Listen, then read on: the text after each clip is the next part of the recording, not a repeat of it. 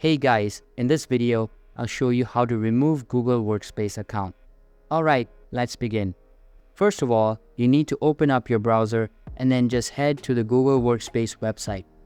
After that, log into your account and then you will need to click on the three lines icon at top left corner of your screen. A new drop-down menu will open up. Now, click on the Account tab and then select Account Settings. After that, you need to just scroll down and you will find the option of Account Management. Just click on it and you will get to the Account Deletion section.